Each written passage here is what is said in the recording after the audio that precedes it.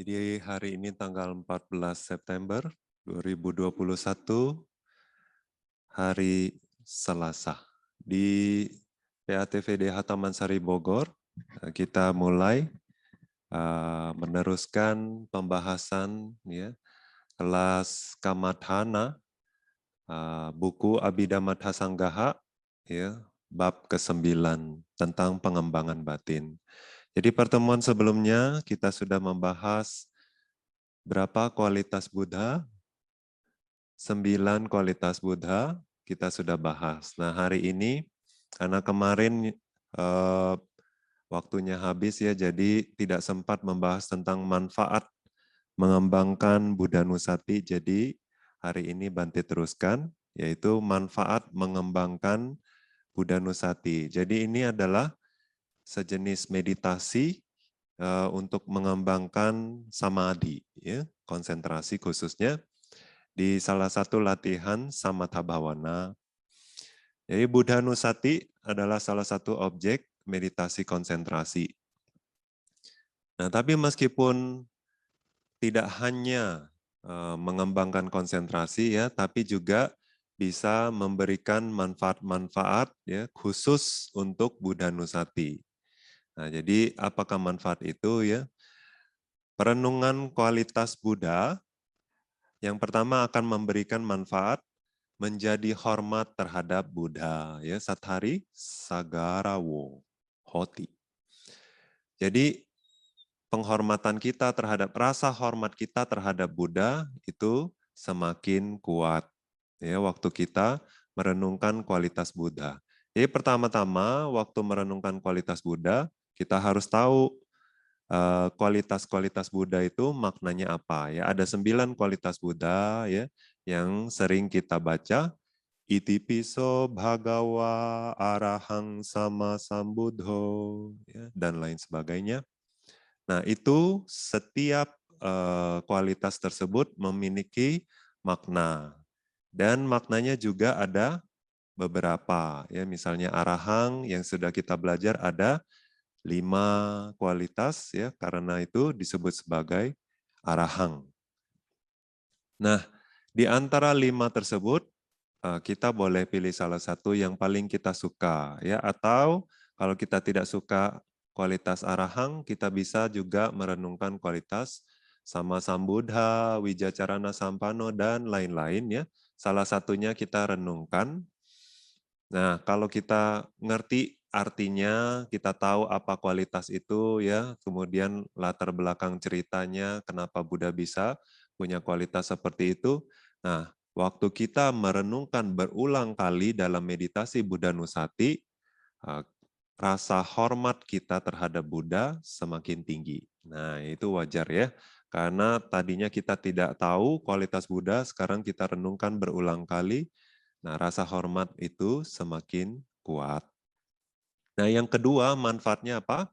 Keyakinan menjadi kuat. Nah, jadi waktu kita semakin menghormati Buddha, semakin menghargai Buddha, keyakinan kita terhadap Buddha semakin kuat. Ya, sadha we pulang, ya, jadi kuat sadha. Kemudian sati we pulang, kesadarannya menjadi kuat. Ya, nah ini sebetulnya semua meditasi tentu kesadarannya akan menjadi kuat. Ya, kalau kita bermeditasi dengan benar, ya, sesuai ajaran Buddha. Nah, tapi khususnya untuk Buddha Nusati ini karena dia merenungkan kualitas-kualitas Buddha, ya. Jadi kualitas Buddha ini juga sesuatu yang cukup abstrak, ya. Jadi kalau di Abhidhamma Sanggaha nanti di paragraf berapa, Bante lupa, itu ada penjelasan bahwa ada di antara 40 objek samatha ini ada berapa yang merupakan paramata objeknya ya. Jadi kebenaran hakiki, bukan konsep ya. Kalau anapanasati misalnya perhatian terhadap nafas, nafas adalah konsep. Nah, tapi kalau Buddha Nusati ini kualitas Buddha, kualitas batin Buddha itu adalah paramata ya, kebenaran hakiki. Nah, itu kalau tidak salah ada 12 ya di antara 40 objek samatha, 12-nya adalah paramatha. Nah, jadi kesadaran menjadi kuat karena objeknya sendiri tidak mudah ditangkap. Ya, kalau nafas mudah, ya.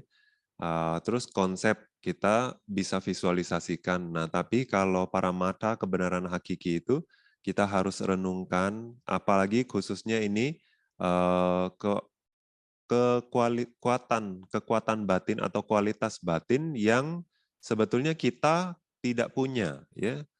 Buddha punya, kita tidak punya.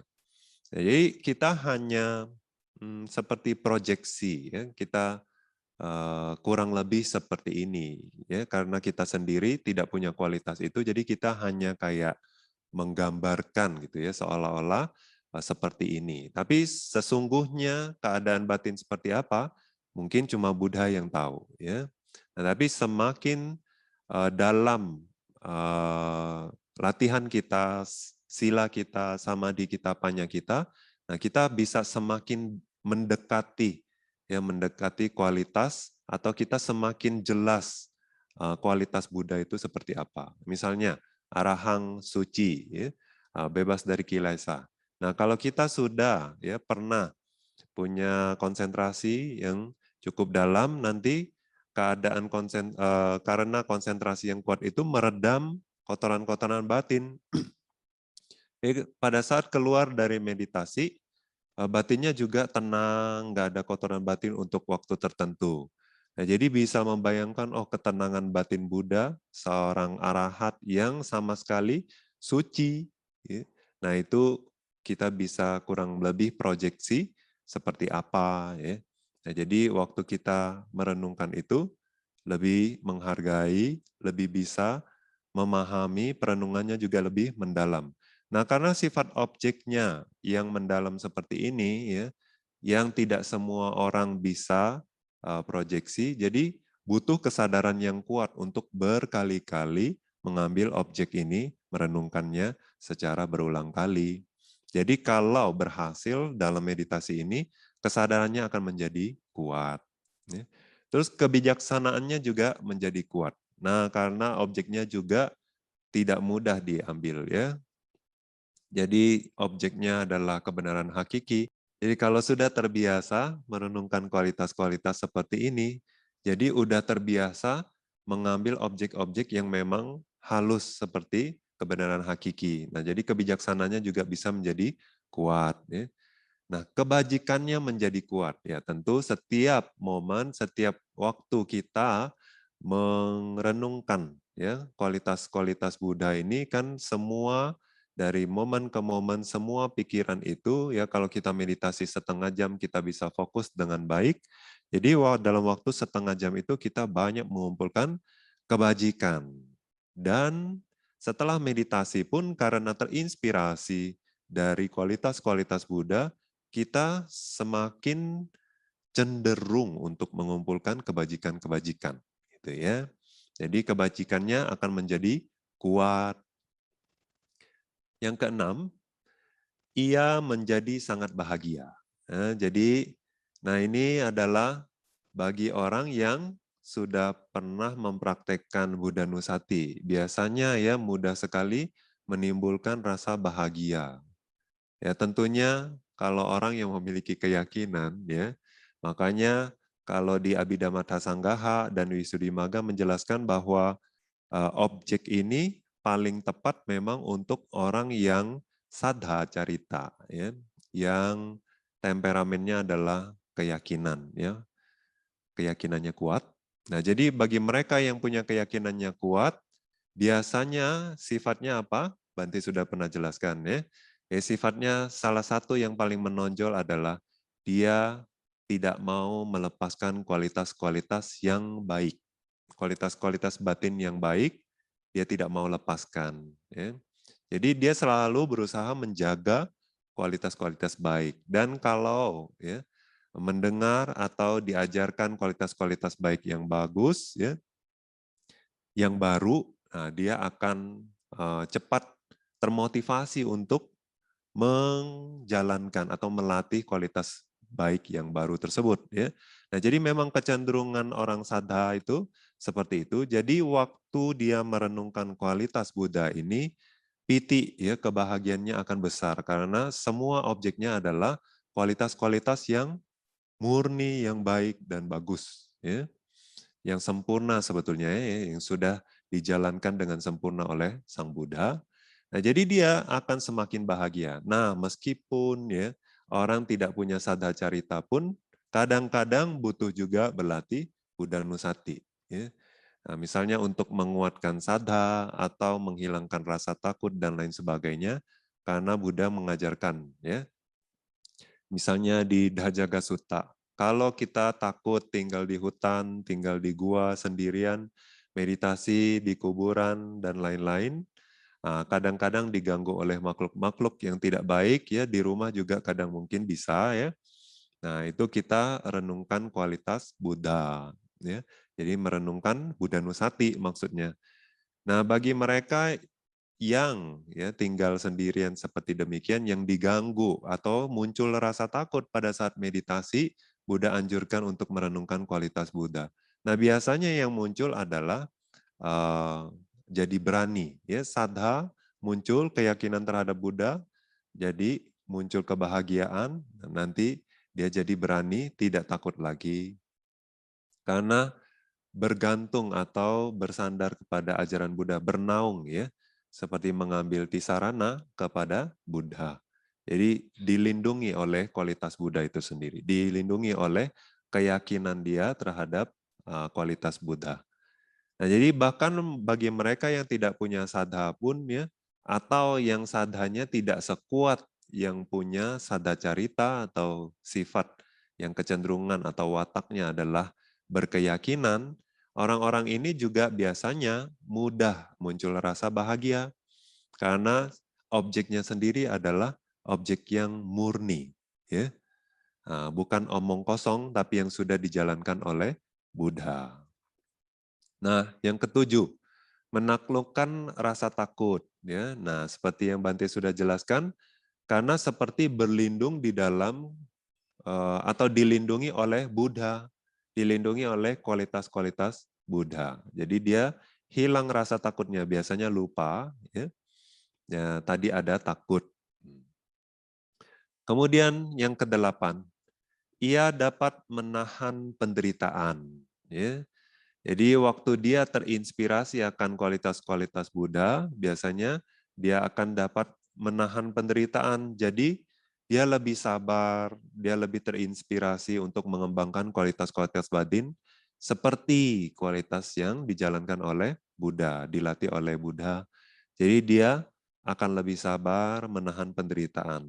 Ya, kalau dibandingin penderitaan Bodhisatta, waktu mengumpulkan parami sampai mendanakan tubuhnya, anggota tubuhnya, darahnya, matanya, ya, kaki tangannya, bahkan nyawanya sendiri, ya. Nah, itu apalah artinya penderitaan kita, ya? Apakah kita pernah memberikan nyawa kita kepada orang lain, atau pada saat kaki tangan kepala kita dipotong, apakah kita bisa menahannya? Apa kita muncul kekotoran batin? Nah, jadi kalau dulu Bodhisatta ya dipotong karena dipotong anggota tubuhnya oleh raja ya, tapi karena dia sudah beradi tanah, bertekad untuk mengumpulkan kanti parami ya kesabaran, meskipun dipotong pun dia tidak mengeluh ya. Kanti wadi, pertapa kanti wadi ya. Nah, itu jadi kita terinspirasi. Jadi makanya kita bisa lebih dapat menahan penderitaan ya. Apalah artinya penderitaan kita dibandingkan Buddha yang sudah menjalankan penderitaan, melewati penderitaan ya. Yang kesembilan manfaat yang kesembilan adalah sathara sangwasa sanyang pati labhati. Jadi seolah-olah merasa tinggal bersama dengan Buddha. Ya. Nah, meskipun sekarang ya Buddha sudah tidak ada lagi. Nah, misalnya di zaman dulu ya, Buddha juga ada satu murid ya, nanti lupa namanya. Nah, biku ini menjadi biku atau menjalani penahbisan itu karena suka melihat Buddha atau kagum melihat penampilan Buddha, ya. Tapi fisik, secara fisik. Jadi dia kagum dengan fisik Buddha, jadi dia terinspirasi, termotivasi untuk menjadi biku. Ya. Jadi waktu menjadi biku tuh selalu curi-curi mendekati Buddha, lihat tubuh Buddha. Ya. Setiap kali Buddha ceramah Dhamma, dia tidak begitu fokus ke Dhamma yang diajarkan oleh Buddha, dia malah terkagum-kagum melihat fisik Buddha. Nah, itu juga kenapa dia mau jadi biku, karena dia mau selalu dekat sama Buddha, bisa selalu memperhatikan penampilan Buddha. Ya. Nah, satu hari Buddha lihat dia paraminya sudah matang, ya, kondisi batinnya sudah siap. Buddha bilang bahwa, oh, biku, selama ini kamu lihat-lihat tubuh ini, tubuh yang menjijikkan ini kamu kagumi. Jadi seolah-olah tinggal di dalam sangga tapi tidak mendapatkan manfaat, ya. Tidak berlatih dhamma, tidak mendengarkan dhamma, tidak mengerti apa yang diajarkan oleh sangga, Buddha dan sangga. Ya. Jadi buang-buang waktu, ya Buddha bilang. Jadi Buddha bilang, yang sungguh-sungguh melihat saya adalah mereka yang melihat dhamma. Mereka yang melihat dhamma melihat saya. Jadi di sana maksudnya bukan melihat Buddha secara fisik, tapi melihat tubuh Dhamma. Dhamma yang kualitas-kualitas Dhamma. Dhamma di sini adalah kualitas-kualitas Buddha. Ya. Nah, juga semua ajaran Buddha termasuk Dhamma. Ya. Jadi waktu kita melihat Dhamma, waktu kita berlatih meditasi, menjalankan sila, kita tahu itu Dhamma, kita melihat itu sebagai Dhamma.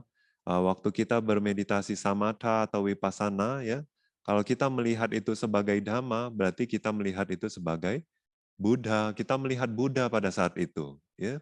Jadi Buddha tidak memprioritaskan kita untuk melihat fisik Buddha, ya, tapi menjalankan ajaran Buddha itu lebih penting daripada hanya melihat atau mengkagumi fisik Buddha.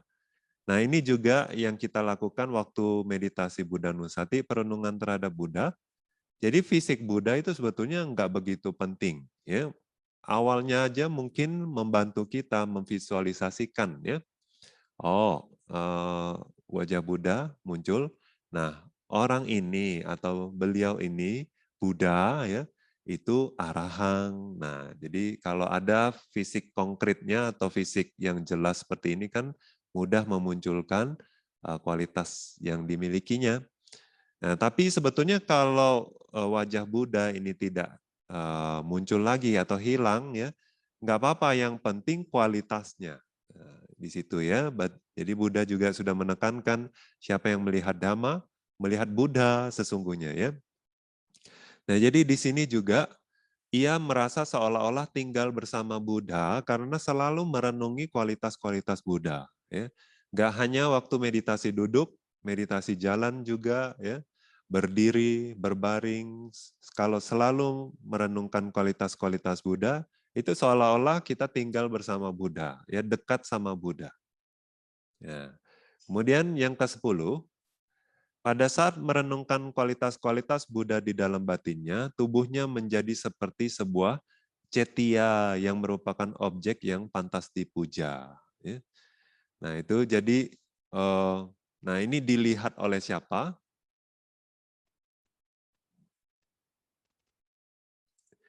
Jadi tubuhnya menjadi seperti sebuah cetia yang merupakan objek yang pantas dipuja. Nah, ini tidak dijelaskan, ya, dilihat oleh siapa. Jadi tubuhnya itu seperti cetia. Nah, mungkin, ya, sama dewa atau makhluk-makhluk yang tidak kelihatan, ya. Jadi waktu merenungkan kualitas Buddha itu tubuhnya menjadi seperti cetia. Tapi bukan berarti misalnya biku, ya, kalau merenungkan kualitas Buddha, ya, biku satu wasa. Ya, bukan berarti biku yang dua wasa lalu karena ngelihat tubuhnya seperti cetia lalu namaskara, nggak boleh gitu, ya. Jadi maksudnya di sini adalah perumpamaan Bhante Rasa, ya. Jadi seperti cetia, maksudnya pantas dipuja. Ya. Kemudian yang ke-11. Buddha bumi yang citang namati. Nah, Buddha bumi ya, alam Buddha. Batinnya cenderung menuju alam Buddha. Nah, di sini bukan alam Buddha seolah-olah bahwa sekarang kan Buddha sudah parinibbana, bukan Buddha tinggal di satu alam gitu ya. Nah, karena di dalam Tika dijelaskan apa itu Buddha bumi ya. Buddha gunanang mahanta bhawa sapacakhato upadhanato ya. Karena perenungan terhadap kualitas-kualitas Buddha menjadi kuat dan kokoh itu maksudnya ke alam Buddha itu maksudnya itu ya.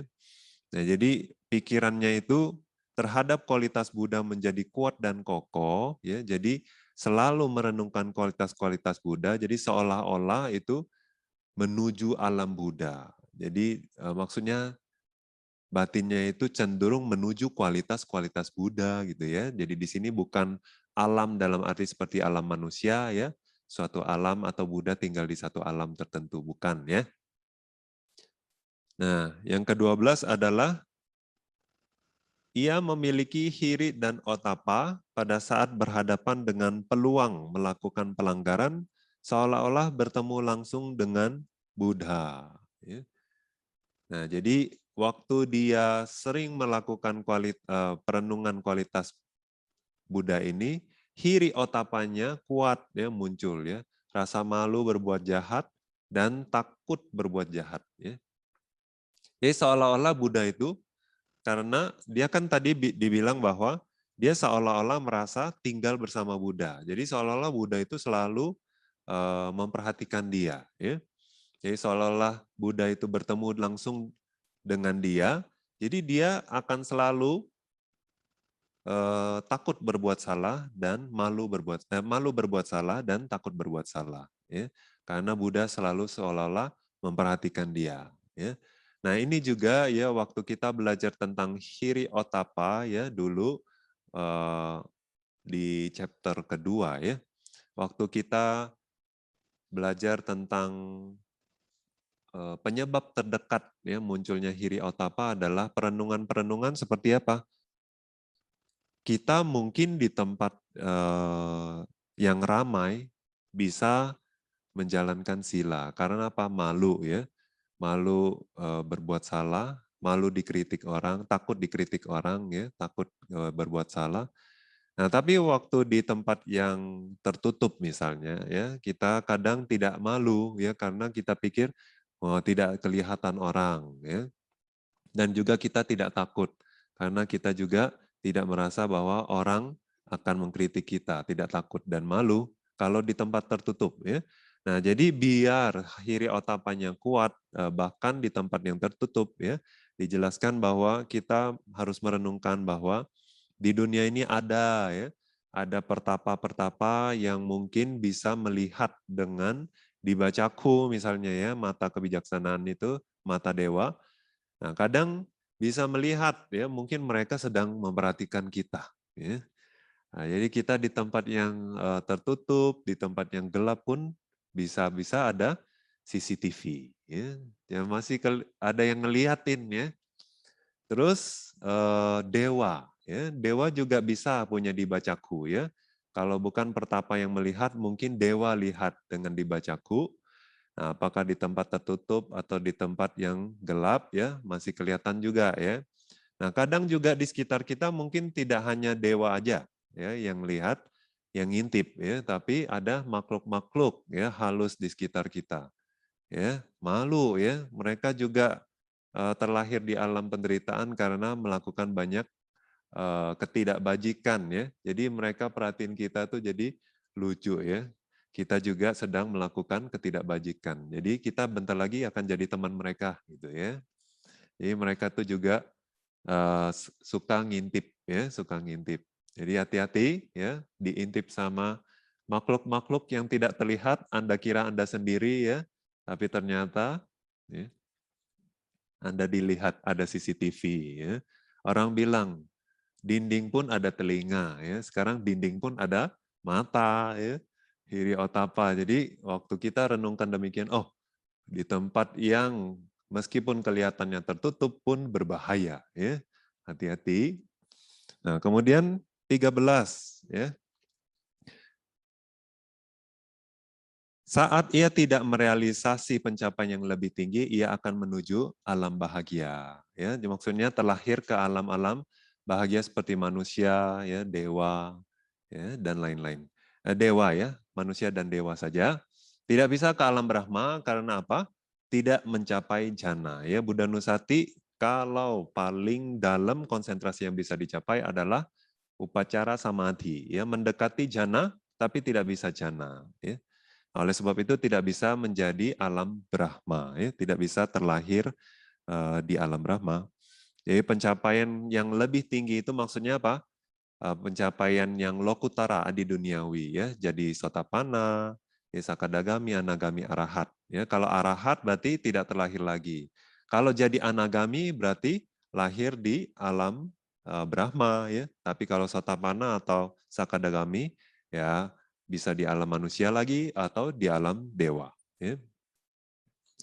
Oke, jadi ini adalah manfaat mengembangkan Buddha Nusati. Bagi mereka yang ingin mengembangkan kualitas-kualitas ini, ya, mendapatkan manfaat-manfaat ini bisa mengembangkan meditasi, ya, perenungan akan kualitas Buddha. Nah, berikutnya kita belajar tentang kualitas Dhamma. Nah, seperti sebelumnya kita juga awalnya renungkan kualitas Dhamma, ya. Mari bersama-sama kita renungkan kualitas Dhamma. Swakato Bhagavata Dhammo Sandithiko Akaliko Ehipasiko Opaneiko Pacatang Weditabo Winyuhiti. Nah, itu kualitas Dhamma, ya. Jadi di kualitas Dhamma ini ada berapa kualitas? 6. Ya, ada 6 kualitas Dhamma. Yang pertama apa? Swakato, swakato. Ya. Yang kedua, sandithiko. Yang ketiga, akaliko. Yang keempat, ehipasiko. Opaneiko yang kelima. Yang keenam, pacatang weditabo winyuhi. Nah, jadi 6 kualitas ini kalau secara paramatha, ya, secara kebenaran hakiki itu apa, ya? Nah, itu Bante kasih penjelasannya, ya. Jadi kalau swakhato itu jadi meskipun semuanya adalah dhamma, tapi ada perbedaan sedikit, ya, satu sama lain. Jadi yang swakhato itu mencakup apa? 9 lokutara dhamma. Nah, kalau yang belum tahu 9 lokutara dhamma itu apa, ya, Bante kasih tahu. 4 maga, ya. Nah, pada saat mencapai tingkat-tingkat kesucian itu mencapai namanya maganyana, ya, atau pengetahuan akan jalan. Nah, itu kalau ada 4 tingkat kesucian, jadi ada 4 maganyana, ya. Sotapati maganyana, sakadagami, anagami, arahat. Nah, 4 tingkat kesucian, ya. Nah, maganyana biasanya pasangannya adalah palanyana. Jadi kalau secara abhidhamma, kalau setelah maganyana muncul, dia muncul dan lenyap, ya. Bagaimanapun maganyana kan adalah fenomena batin, ya. Kebijaksanaan adalah fenomena batin. Tapi semua fenomena batin, semua fenomena, ya, itu adalah muncul lenyap kecuali nibbana, ya, tidak muncul lenyap. Nah, kalau maganyana ini juga sekali muncul dia akan langsung lenyap, ya, hanya satu momen pikiran saja, ya. Nah, juga di sepanjang samsara kita ini hanya satu kali muncul, ya, satu maganyana ini satu kali muncul aja, ya, nggak bisa berulang kali. Nah, tapi yang bisa berulang kali muncul itu apa? Palanyana. Setelah maganyana lenyap, ya, palanyana akan muncul. Pala itu adalah buah. Jadi biasa diterjemahkan adalah pengetahuan akan buah. Buah dari apa? Buah dari maga tadi, ya, karena melatih jalan mulia berunsur 8. Nah, ini buahnya. Nah, buahnya ini disebut kalau dilatih berulang kali, ya, namanya phala samapati. Samapati adalah pencapaian, ya, pencapaian akan buah. Nah, misalnya Anda itu seorang sotapanna, berarti Anda bisa mencapai phala sotapati, sotapanna phala samapati. Ya, jadi Anda bisa mengambil nibbana sebagai objek, lagi nunggu ngambil makanan, ya berdiri, berjalan, nunggu antrian di mobil atau di pesawat, ya lagi dalam perjalanan, Anda bisa mengambil nibbana sebagai objek, ya. Nah itu manfaat ya mencapai tingkat-tingkat kesucian salah satunya ya. Nah jadi ada 4 pasang ya maganyana dan palanyana ada 4, jadinya ada 8 total ya. 8, kemudian satunya lagi adalah nibbana. Nah 9 ini disebut sebagai 9 lokutara dhamma atau fenomena adi duniawi, dhamma adi duniawi ya. Karena sifatnya adalah adi duniawi ya. Objeknya juga nibbana ya. Nah, tapi untuk swakhato ya, yaitu suakhato nanti kita akan bahas ya. Akhato itu artinya sudah dijelaskan atau dibabarkan. Su artinya baik ya. Dibabarkan dengan baiknya. Yang dibabarkan dengan baik oleh Sang Bhagawa itu apa? Enggak cuma 4 maga dan 4 phala dan nibbana, tapi juga pariyati, dhamma, khanda ya. Jadi tubuh dhamma yang diajarkan Buddha secara teori pun ya, jadi semua ajaran Buddha secara teori itu juga termasuk sebagai swakhato, karena semua ajaran Buddha ini sudah dijelaskan dengan baik oleh Buddha. Nah, kenapa dijelaskan dengan baik? Maksudnya dijelaskan dengan baik itu apa ya? Nanti kita bahas satu-satu lebih detail lagi. Yang kedua, sandithiko ya, dithi itu lihat. Sang itu dengan baik ya. Nah, karena dapat dilihat dengan baik atau sudah dilihat dengan baik, nah itu yang dilihat dengan baik itu apa ya? Adalah 9 lokutara dhamma. Atau yang pantas dilihat dengan baik itu apa? 9 lokutara dhamma. Nah, jadi nanti apa itu ya? Nanti jelaskan nanti ya dengan lebih detail. Yang ketiga, akaliko. Ya, kala itu waktu, akaliko berarti tidak ada waktu. Maksudnya di sini apa? Jeda, tidak ada waktu jeda ya. Nah, jadi Bante tadi sudah jelaskan kalau maganyana ya muncul, waktu dia lenyap langsung muncul phalanyana ya. Nah, maga itu adalah kusala cita. Kalau kita belajar di cita ya, di bab pertama, maganyana itu adalah kusala cita ya, kebajikan. Sedangkan phalanyana itu adalah wipaka ya. Jadi buahnya. Nah, khusus untuk ya dhamma yang ini ya, 4 pasang ini, mereka itu pasti di kehidupan ini juga berbuahnya ya. Jadi dia enggak membuahkan kehidupan yang baru. Ya. Jadi misalnya di Maranasana Jawana, Anda mau masuk phala samapati, enggak akan bisa. Ya. Enggak akan bisa mengambil nibbana sebagai objek. Ya. Nah jadi akaliko itu karena kusala sama wipaka ini ya langsung di kehidupan ini juga ya, makanya kadang disebut ditadama wedania ya. Jadi manfaatnya itu langsung bisa dirasakan atau dinikmati di kehidupan ini juga ya. Habis maga langsung phala muncul ya. Jadi ini karena tidak ada jeda makanya disebut akaliko ya, akaliko. Nah, makanya akaliko enggak mengacu kepada nibbana ya, karena nibbana itu bukan enggak ada jeda karena nibbana enggak muncul lenyap ya. Jadi ini mengacu kepada 4 maga dan 4 phala ya. Juga tidak mengacu kepada pariyati dhammakanda, juga enggak mengacu kepada ceramahnya Buddha ya. Karena ceramah Buddha itu bukannya enggak ada jeda ya, tapi waktu manfaatnya ya kadang setelah dengar dhamma baru mendapat manfaatnya ya. Jadi enggak pasti seperti maga dan phala yang pasti langsung membuahkan hasilnya. Nah, yang keempat adalah ehipasiko ya, pantas untuk ya dilihat. Ehi datang, pasa lihat ya. Jadi mengundang untuk dilihat ya, kadang diterjemahkan seperti itu. Jadi datang lihat ya, pantas untuk datang dan dilihat. Jadi apa yang pantas dilihat ini ya? Apa yang pantas menantang untuk dilihat? Nah, ini adalah 9 Lokutara Dhamma ya. Kemudian yang kelima, Opaneiko ya. Nah, ini juga mengacu kepada 9 Lokutara Dhamma ya. Ini yang seharusnya dilihat ya, seharusnya dilihat. Kemudian yang keenam, Pacatang Weditabo Winyuhi ya. Pacatang adalah masing-masing ya. Weditabo realisasi, winyuhi.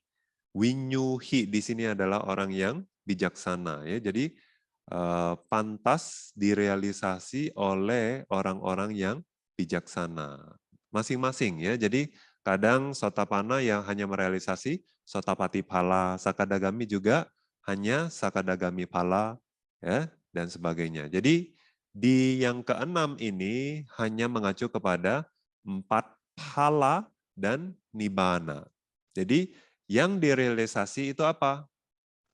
Nibbana. Objeknya apa? Nibbana. Ya, phala nyana, phala cita itu adalah cita atau lokutara cita ya yang bersifat adi duniawi.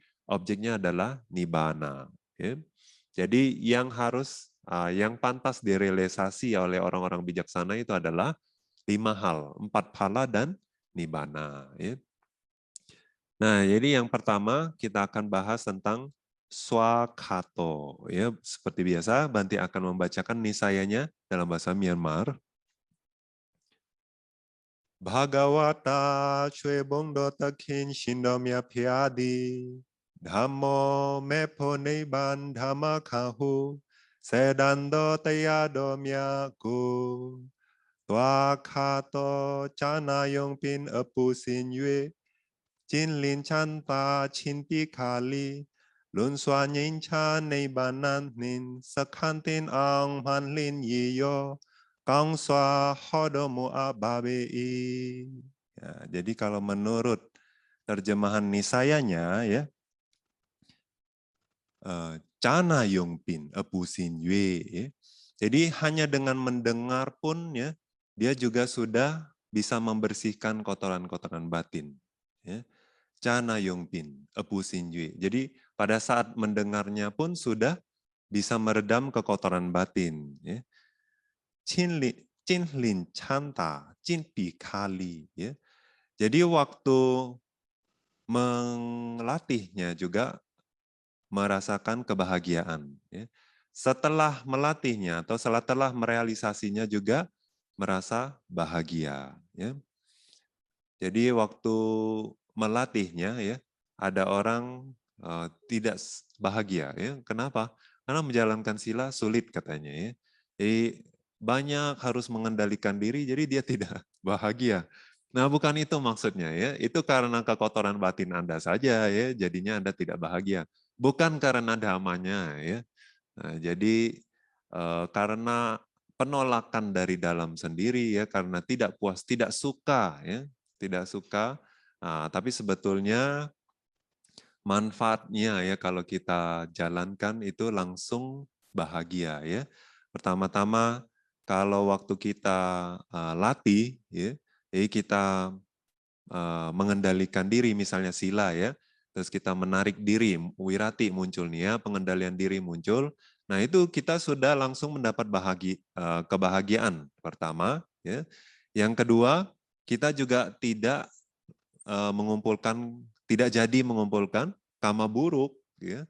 Jadi bahkan langsung mendapatkan kama baik, bukankah membahagiakan ya? Jadi kalau nanti membuahkan hasilnya pun akan bahagia ya, tidak mendapatkan penderitaan ya. Oleh sebab itu setelah latih pun bahagia ya. Kemudian Jimpi kali lun swa nyen cha nei bananin sekantin ang manlin yiyo kaung swa hodomu ababi. Jadi dengan baik sudah dibabarkan oleh Sang Buddha ya. Karena selain juga akan mendapatkan manfaat ya yang luar biasa membahagiakan di kehidupan berikutnya ya. Misalnya menjalankan sila ya, bahagia, bisa jadi dewa, bisa jadi manusia lagi ya. Nah, kemudian tapi bukan itu ya, bukan itu tujuan akhirnya Buddha mengajarkan Dhamma ya. Untuk apa? Sekantin ang manlinyiyo nibande. Jadi nibbana ya. Jadi mengacu kepada nibbana seperti tempat retret ya atau tempat yang tenang, damai. Nah, ini maksudnya nibbana bukan alam ya di sini, maksudnya bukan tempat, tapi hanya perumpamaan saja. Jadi setiap kali Anda mengambil nibbana sebagai objek, batin Anda itu tuh tenang, sejuk gitu, itu maksudnya ya. Jadi seperti waktu Anda datang ke tempat retret ya. Nggak tahu kalau Anda tempat retret Anda menenangkan nggak ya? Nah, tapi maksudnya kalau nibbana itu pasti ya, pasti menenangkan ya. Nah, jadi ini mengacu kepada eh, semua ajaran Buddha ya, Pariyati Dhamma dan Maggaphala. Jadi waktu dilatih misalnya Anda melatih itu bahagia, terus pada saat membuahkan hasilnya Maggaphala ya, perealisasian pencerahan juga bahagia karena mengambil nibbana sebagai objek, kemudian juga menyingkirkan kotoran-kotoran batin ya. Dan setelah merealisasi nibbana sebagai objek, kotoran-kotoran batin yang sudah disingkirkan juga tidak datang lagi ya. Alangkah bahagianya ya. Hidup juga makin ringan ya. Kenapa hidup ini berat? Karena kotoran batin ini ya yang bikin kita ayoniso manasikara ya. Karena perhatiannya jadi tidak bijaksana gara-gara si kotoran-kotoran batin ini ya. Jadinya muncul aku salah, pikiran-pikiran yang bikin kita capek, panas, sedih, marah dan lain-lain ya. Nah, waktu mendapatkan manfaatnya tuh menderita ya, dimarahin orang, dicaci orang dan lain-lain ya. Kadang kita berpikir ya, menganggap sepele ya, berdana, terus menjalankan sila, meditasi ya. Kadang kita sepele. Karena kita sepelekan ya, kita anggap remeh.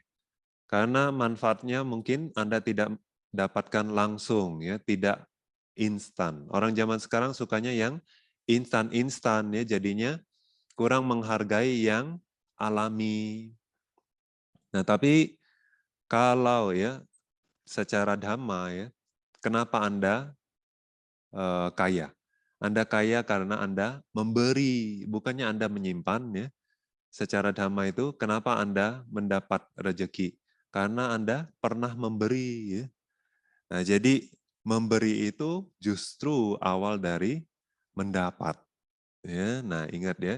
Jadi waktu menjalankan sila juga mungkin ya, Anda merasa tertekan ya waktu menjalankan sila. Nah, itu juga bukan karena sila itu sendiri buat Anda stres ya, tapi sesungguhnya Anda tidak memahami manfaat menjalankan sila itu apa ya.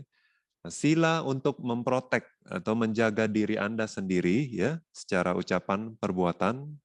Nah, juga bahkan bisa memprotek pikiran-pikiran Anda ya, kotoran-kotoran yang kuat itu tidak bisa muncul kalau Anda menjalankan sila ya. Nah, selain bermanfaat untuk diri Anda sendiri, Anda juga memberikan manfaat kepada orang lain ya. Makanya kadang sila itu disebut sebagai apa? Abhaya dana ya, memberi keamanan buat orang lain ya. Jadi kalau Anda menjalankan sila dengan tidak membunuh ya, berarti makhluk-makhluk di sekitar kita itu akan merasa aman ya, karena kita tidak akan membunuh mereka atau menyakiti mereka. Atau kalau Anda menjalankan tidak berbohong, jadi orang itu aman, bisa percaya Anda, yakin pada Anda ya, karena mereka tahu Anda orangnya jujur. Nah, jadi orang pun bisa mendapatkan kebahagiaannya dengan kita menjalankan sila.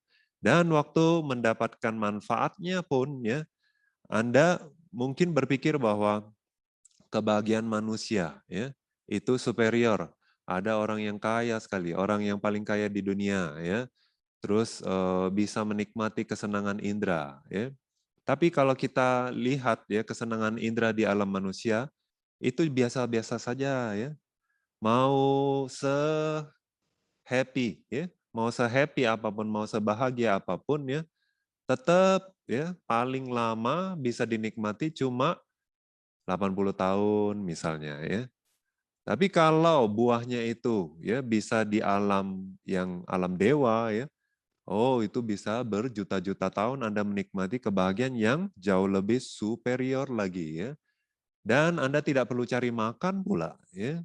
Kalau di kehidupan ini Anda masih harus cari makan, Anda masih harus khawatirin anak istri Anda ya, bisa curi-curi ya, curi-curi harta Anda yang sudah Anda kumpulkan ya. Anda masih khawatir jadi ya, jaga harta Anda, simpan sana sini ya. Masih harus banyak pikiran. Nah, tapi kalau alam dewa nggak perlu banyak pikiran ya. Nah, jadi waktu mereka menikmati kesenangan indera untuk waktu yang begitu lama ya, nggak bisa dibandingkan manfaat yang berbuah di kehidupan ini juga di dalam kehidupan manusia. Ya. Nah, menjalankan sila ya dikatakan bisa menghasilkan kehidupan alam dewa yang lama untuk waktu yang lama. Ya. Nah, Buddha juga bilang ya, berdana kepada hewan itu bisa berbuah 100 kali lipat. Ya, apalagi berdana kepada manusia, apalagi berdana kepada orang yang menjalani sila, apalagi berdana kepada mereka yang punya jana, wipasana, apalagi kepada para orang suci. Ya. Nah, jadi kalau kita berdana satu kali aja, misalnya kepada orang yang memiliki moralitas yang baik, ya, itu manfaatnya bisa berkali-kali lipat dari dana yang kita sudah berikan. Ya. Jadi jangan dianggap remeh. Jadi setelah Buddha ya membabarkan dhamma itu, tapi bukan untuk manfaat-manfaat yang duniawi. Buddha itu sebetulnya mengajarkan kita untuk terbebas dari samsara ya, untuk nibbana ya. Jadi swakhato itu sendiri tujuannya adalah yang tertinggi nibbana ya. Nah, itu kalau dari segi nisaya ya. Nah, kalau dari segi ya Wisuddhimagga menjelaskan ya, kalau dari segi Tipitaka dijelaskan kenapa disebut swakhato ya, su akhata dibabarkan dengan baik. Oleh sebab itu swakhato ya su berubah menjadi v ya. U berubah jadi v. Nah, ini mengacu kepada 9 Lokutara Dhamma dan Pariyati ya, Pariyati Dhamma atau ajaran-ajaran semua ajaran Buddha. Jadi itu mengacu kepada seluruh Tipitaka ya, seluruh Tipitaka. Nah, kan dijelaskan bahwa Dhamma ajaran Buddha itu baik di awal, baik di tengah dan baik di akhir. Nah, maksudnya baik di awal itu apa ya? Kalau kita lihat dari segi Tipitaka ya, baik di awal karena Tipitaka itu menjelaskan sila ya. Kemudian di tengahnya mengajarkan apa? Samadhi. Di akhir menjelaskan panya ya. Sila moralitas, samadhi ketenangan atau konsentrasi, panya kebijaksanaan. Ya. Nah, baik di awal karena Buddha mengajarkan moralitas. Baik di tengah karena Buddha mengajarkan konsentrasi atau ketenangan batin, baik di akhir karena Buddha mengajarkan bagaimana mengembangkan kebijaksanaan hingga merealisasi pencerahan. Ya, merealisasi pencerahan itu adalah tujuannya untuk ya memotong kekotoran batin. Ya. Jadi kalau kita berlatih wipasana itu tujuannya adalah untuk mengikis atau memotong kekotoran batin. Ya. Nah itu adalah manfaat dari panya. Ya. Kemudian kalau seluruh Tipitaka kita lihat dari ya Tipitaka kita ya secara apa? Secara buku ya kita punya 3 Winaya, Sutta dan Abhidhamma ya. Nah jadi baik di awal karena Buddha mengajarkan Winaya ya Winaya itu perihal moralitas biku ya Winaya. Nah, kalau kitab Sutta, Sutanta ya atau Sutta itu adalah yang menengah, di tengah ya. Karena di Sutta secara garis besar Buddha mengajarkan bagaimana kita meredam kekotoran batin ya dengan berlatih samatha bhawana ya konsentrasi atau dengan mengembangkan kualitas-kualitas seperti apa? Jujur, sedikit keinginan ya, tidak malas, kemudian khanti sabar ya dan lain-lain. Nah, itu Buddha ajarkan di Sutta ya. Nah, tapi kalau untuk ya mengembangkan kebijaksanaan ya Buddha dijelaskan di ya ajaran Buddha itu dijelaskan di Abhidhamma ya. Nah, Abhidhamma isinya ya kita tahu sebagian kecil saja ya mengajarkan tentang konsep ya, tapi sebagian besar mengajarkan tentang kebenaran hakiki. Jadi kalau disimpulkan ajaran Buddha itu cuma dua hal ya, panyati dan paramatha ya, konsep dan kebenaran hakiki. Nah, konsep ya tujuannya itu untuk mendapatkan kehidupan yang baik. Ya, apakah mendapatkan manfaatnya bisa di kehidupan ini juga ya. Nah, kalau mendapatkan manfaat di kehidupan berikutnya itu hanya paling-paling ya, paling mentok ya, paling baik itu adalah mendapatkan kelahiran sebagai manusia lagi, sebagai dewa atau bahkan sebagai Brahma. Nah, tapi kalau kita mau untuk mendapatkan ya pembebasan dari kekotoran batin, pembebasan dari proses lahir mati lagi ya. Kita harus belajar abhidhamma ya. Jadi berapa lama pun ya kita kalau memperhatikan atau fokus ke objek sebagai konsep ya, kita tidak bisa merealisasi nibbana ya. Karena di konsep tidak bisa kita lihat ciri atau sifat anicca, dukkha, anatta, ya, tidak kekal, membawa penderitaan atau tidak puasan, kemudian bukan aku atau tidak bisa dikendalikan. Ya. Nah, tapi semua itu diajarkan di dalam Abhidhamma. Bagaimana ya? Apa yang terjadi, apa yang ada sih, apa sebetulnya saya ini ya? Ternyata cuma fenomena materi yang muncul lenyap. Ternyata cuma fenomena batin yang muncul lenyap, ya. Ternyata semua fenomena materi dan fenomena batin ini baik yang di dalam maupun yang orang makhluk-makhluk di luar ya, itu juga hanyalah anicca dukkha anatta. Nah, waktu kita bisa melihat ya cacatnya yang tadinya kita kira ini milik saya, kekal dan lain sebagainya. Nah, itu kalau bisa terlihat ya, maka kita bisa pelan-pelan melepas kekotoran batin ini, melepas pandangan salah kita ini, makanya kotoran batin itu bisa dipotong. Nah, hanya kalau kita bisa melihat paramatanya. Karena hanya paramathalah yang muncul lenyap. Kalau konsep itu tidak ada muncul lenyap, ya. Jadi untuk terbebas dari kekotoran batin kita harus berlatih sesuai abhidhamma ya, harus melihat paramatha dhamma ya. Jadi ini juga salah satu manfaat kita belajar abhidhamma ya, karena pertama-tama kita juga harus tahu kalau mau lihat ya, kan kalau meditasi kan butuh objek ya. Nah, kalau objeknya apa? Kalau kita mau lihat ya, kalau kita mau tahu, kalau kita mau berlatih wipasana, objeknya itu adalah abhidhamma ya, paramatha ya. Muncul lenyap, oleh sebab itu baru kita bisa renungkan sebagai anicca, dukkha, anatta. Nah, jadi pertama-tama sebelum kita lihat ya katakanlah kita belum bisa lihat dengan konsentrasi ya, belum kelihatan paramatha dhamma. Nah, setidaknya kalau kita tahu teorinya itu akan membantu ya. Nah, tapi kadang-kadang ya ada ya guru yang menjelaskan bahwa oh, tidak perlu banyak teori, justru nanti mengganggu meditasinya ya. Tapi juga ada yang bertanya kepada Pak Oksaido, apakah benar ya belajar itu mengganggu meditasi ya? Terus Pak Oksaido bilang, nggak selalu ya. Tergantung ya kalau orangnya terlalu banyak ya investigasi ya.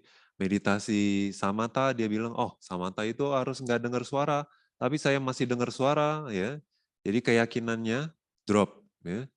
Nah, benar nggak meditasinya begini? Dia terlalu banyak analisa ya dari semua teori yang dia pelajari.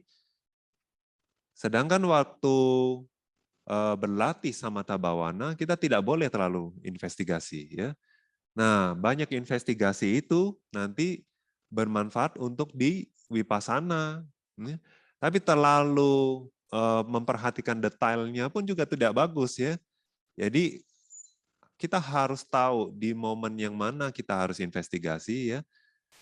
Tidak semuanya kita harus investigasi ya. Tapi kalau kita tahu lebih awal dan tahu caranya mengaplikasikan, mempraktekkannya, mengimplementasikannya dalam waktu kita meditasi ya, dalam meditasi kita, nah itu justru akan membantu ya, meningkatkan sadha. Jadi waktu kita belajar, oh Buddha bilang seperti ini. Nah tapi waktu kita lihat, benar ya sesuai dengan apa yang diajarkan Buddha. Nah, nanti pariyati dan pati-pati kalau sejalan ya, baru keyakinan itu semakin kuat. Nah, nanti mulai bisa merealisasi pencapaian-pencapaian yang lebih tinggi, patiwedha nanti ya. Nah, jadi abhidhamma juga sangat penting ya.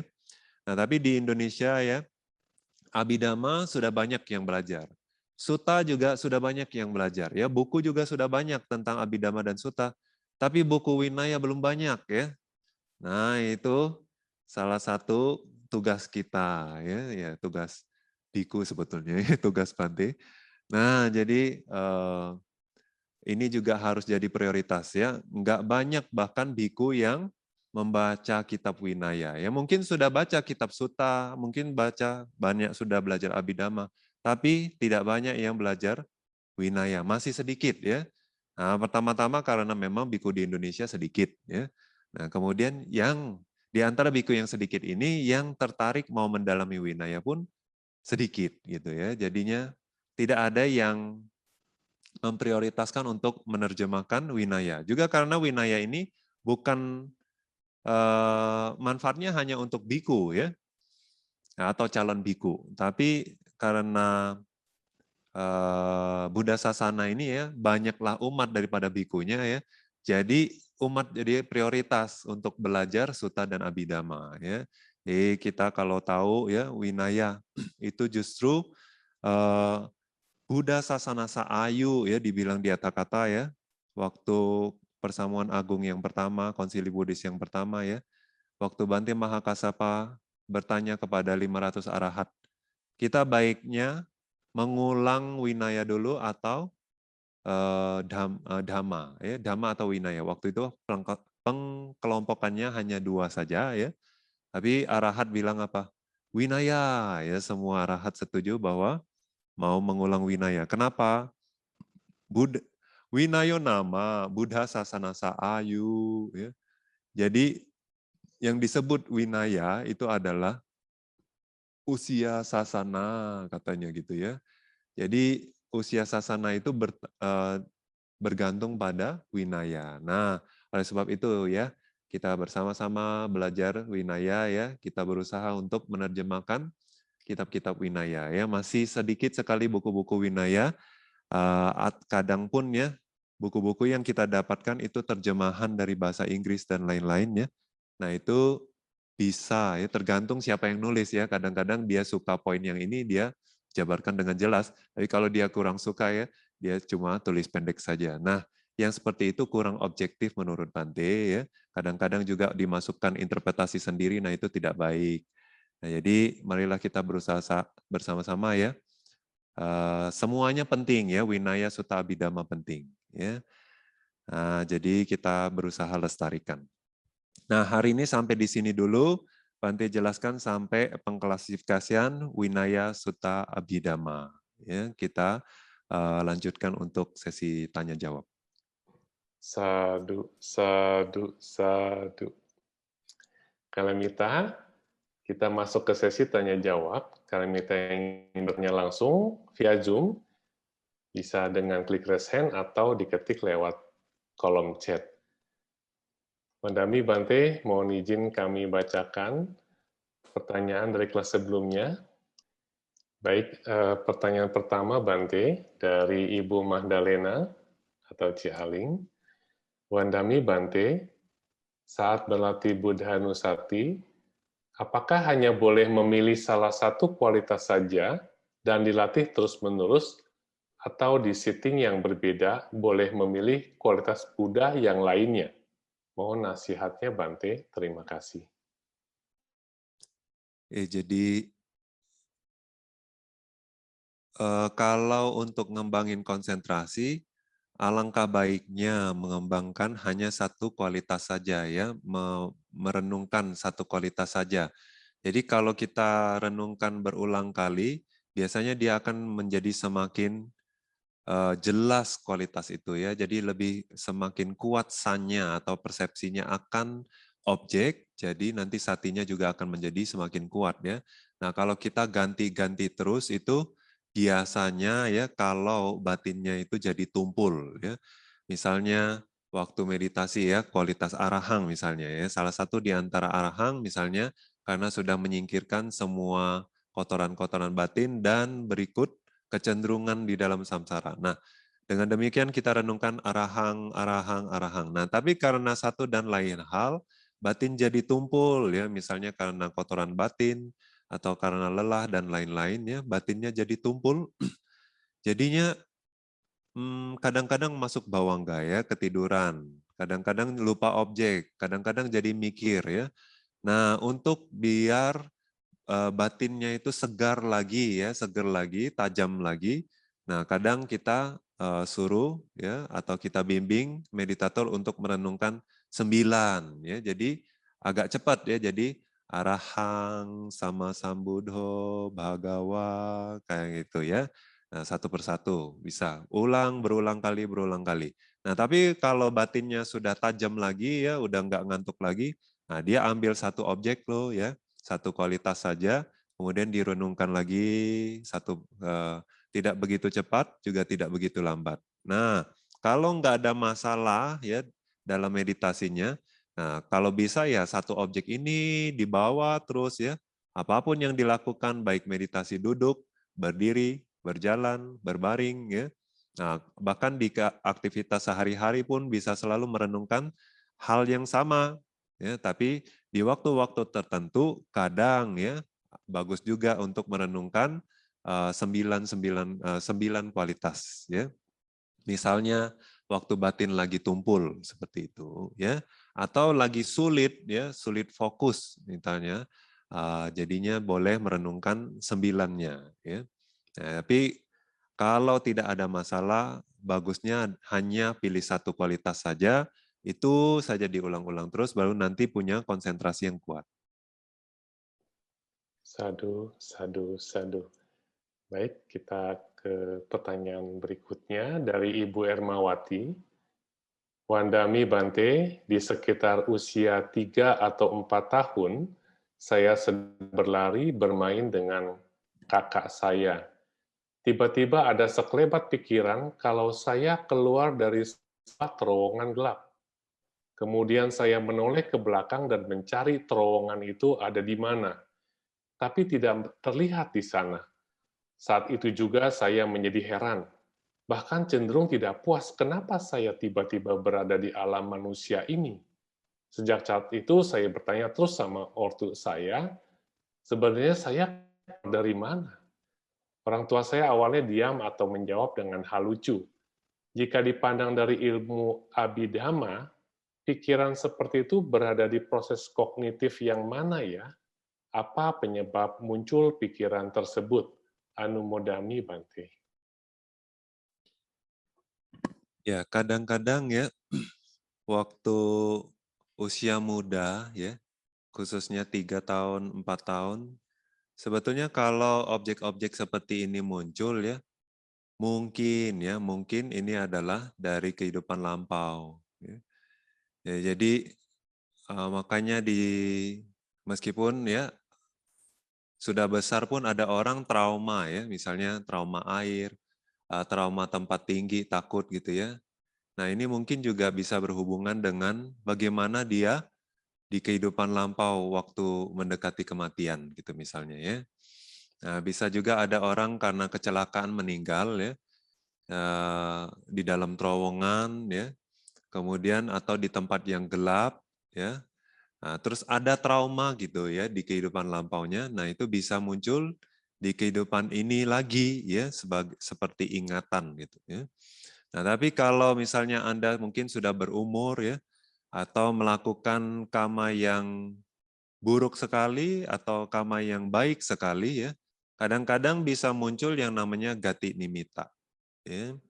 Nah, contohnya seperti Raja Ajata I ya setelah membunuh papanya ya Raja Bimbisara yang mana seorang sotapana ya papanya itu. Nah, karena membunuh ayah kandung itu adalah garuka kama ya, kama berat ya. Jadi setiap malam dia mimpi. Mimpinya itu sebetulnya adalah gati nimitta dia dijelaskan seperti itu ya. Mimpinya adalah api neraka. Ya. Jadi tujuannya nanti ya setelah kehidupan itu dia akan terlahir di neraka. Nah, sampai dia ketemu Buddha ya, baru diajarkan samanya Phalasutta waktu itu ya, manfaat dari kehidupan pertapa. Nah, waktu itu saja dia baru bisa mulai tidur biasa ya. Nah, tapi tetap nggak bisa lolos ya karena membunuh ayah kandung atau bapak kandung itu adalah karma buruk yang kuat, pasti akan terlahir di alam neraka ya. Nah, tapi setidaknya tidak menghantui dia ya. Jadi karma buruknya itu sudah ada di apa ya? Dibantu dengan kekuatan karma baiknya ya, dia jadi terredam ya. Nah, jadi dia bisa tidur. Nah, jadi kadang-kadang karena kekuatan karma yang kuat ya, apakah karma baik atau karma buruk yang kuat, kita juga sering mimpi hal yang sama atau melihat objek-objek yang sama. Ya. Misalnya orang-orang yang sudah mau yang sudah tua khususnya yang sudah mau meninggal, biasa mereka akan melihat ya objek-objek tujuannya. Ya, contohnya ngelihat hutan atau ngelihat temannya datang jemput ya. Nah, macam-macam ya. Nah, biasanya itu objek tidak baik ya. Nah, jadi objek-objek tertentu kadang muncul di luar realita. Maksudnya ya, jadi di sini karena sebetulnya nggak ada terowongan gelap, tapi seolah-olah kayak melewati terowongan gelap. Nah, itu kita susah ngomong ya secara pasti apa itu ya. Nah, yang pasti ini bukan sesuatu yang luar biasa atau signifikan dalam hidup Anda ya. Kalau tidak mengganggu, ya Anda acuhkan saja, ya lakukan tugas Anda atau keseharian Anda seperti biasa ya. Nah itu biasanya adalah objek-objek masa lampau atau trauma-trauma yang pernah dirasakan. Ya. Itu menurut Bante ya. Sadu, sadu. Baik, ke pertanyaan berikutnya dari Bapak Herman. Wandami Bante, tadi ada dikatakan, mungkin di kelas sebelumnya Bante ya, Sang Buddha mampu menghancurkan 1.500 kilesa sekaligus. Apakah ini berarti sama Sang Buddha tidak melewati 7 langkah pemurnian karena bisa langsung membersihkan kisahnya? Pertanyaan kedua, apakah proses 7 langkah pemurnian ini hanya berlaku pada pugala tertentukah seperti Nea Pugala? Di satu sisi, pada Ugaha Tinanu Pugala seperti Venerable Sariputta, hanya beberapa detik saja dengan dengar satu bait Dhamma sudah mencapai kesucian. Anumodami Bante. Ya. Jadi Buddha menghancurkan 1.500 kilesa sekaligus. Enggak sekaligus ya. Jadi Buddha juga mencapai tingkat-tingkat kesucian itu secara bertahap ya. Sotapanna dulu, Sakadagami dulu, Anagami dulu ya, kemudian baru jadi arahat. Nah, tapi khususnya atau spesialnya Buddha itu pada saat merealisasi tingkat kesucian arahat itu disertai ya dengan kemampuan sabanyutanyana ya, makanya disebut sebagai sama Sambuddha ya. Nah, tidak sekaligus ya. Jadi Sotapanna juga menyingkirkan 3 kekotoran batin, terus Sakadagami juga meredam kotoran-kotoran batin, kemudian Anagami juga menyingkirkan 5 ya. Nah, 1.500 ini karena menurut objek ya. Jadi objek. Ini misalnya ada 53 nama dhamma ya. 1 cita, 52 cetasika. Ya.